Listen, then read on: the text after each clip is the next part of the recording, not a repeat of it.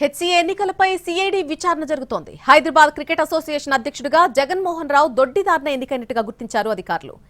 23 institutions ఓట్లను అక్రమంగా వేయించుకున్నట్టుగా గుర్తించారు.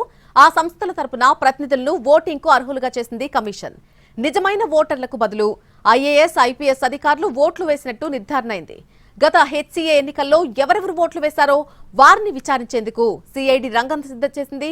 23 ఇన్స్టిట్యూషన్స్ ఓట్ల వల్లనే జగన్మోహన్ రావు గెలిచినట్టుగా గుర్తించారు. ఎవరి ఒత్తిడితో ఓట్లు వేశారన్న కోణంలో సీఐడీ విచారణ జరుపుతోంది.